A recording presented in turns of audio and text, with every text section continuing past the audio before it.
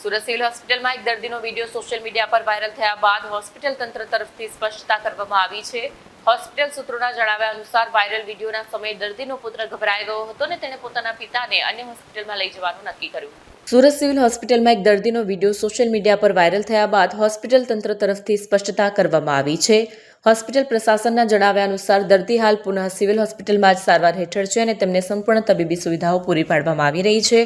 દર્દીના પરિવારે પણ આ વાતની પુષ્ટિ કરી છે કે દર્દીને હોસ્પિટલમાં ખૂબ જ સારી સારવાર મળી રહી છે અને તેઓ તંત્રની કામગીરીથી સંતુષ્ટ છે।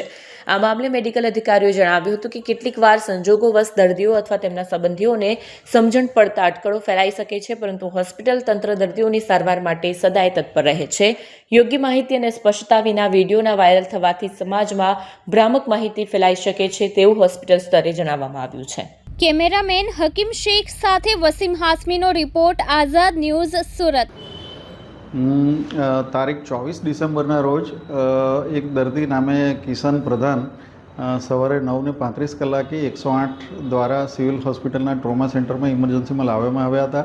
એ અનએટેન્ડેડ હતો અને એને આપણા ઓન ડ્યુટી સીએમઓ દ્વારા તપાસ કરીને એને સર્જરી અને ઈએનટી વિભાગમાં રિફર કરવામાં આવ્યું હતું। એને કાનમાંથી બ્લીડિંગ થતું હતું અને માથા પર થોડો ઘા હોય ત્યાંથી પણ બ્લીડિંગ થતું હતું।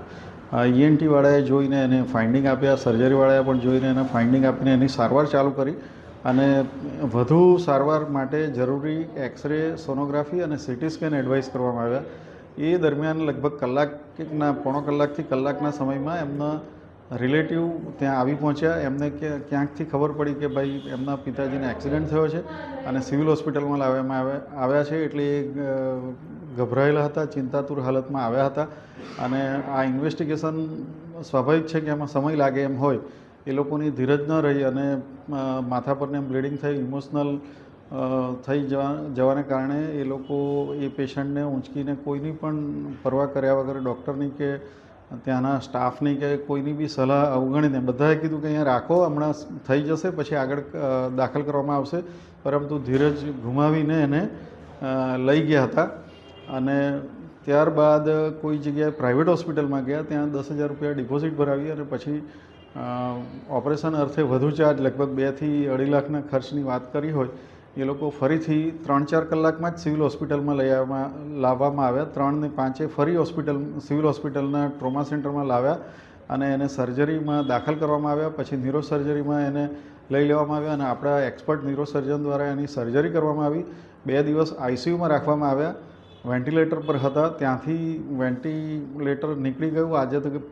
આજે એમની પરિસ્થિતિ કન્ડિશન ઘણી સારી છે અને ન્યુરો સર્જરી વોર્ડમાં એમને દાખલ કરવામાં આવ્યા છે। અત્યારે ફક્ત ઓક્સિજનના પેલા ઉપર છે, જેથી અત્યારે જે એમનો સન એમની સાથે છે એમણે આ બધું જોયું। એમના દીકરાએ કે અહીંયા ઓપરેશન ને બધું આઈસીયુને તમામ ફેસિલિટી છે અને સારી રીતે સારવાર કરવામાં આવી રહી છે અને એમણે સંતોષ વ્યક્ત કર્યો હતો। તે વખતે એમણે કીધું કે હું ગભરાઈ ગયેલો હતો અને આ બ્લીડિંગ જોઈ ન શકવાને કારણે અને બહારથી જેવા સમાચાર મળ્યા કે હોસ્પિટલમાં લઈ ગયા છે અને એક્સિડન્ટ થયો છે, એટલે એ ગભરાટમાં ઇમોશનલ થઈને લઈ ગયા હતા।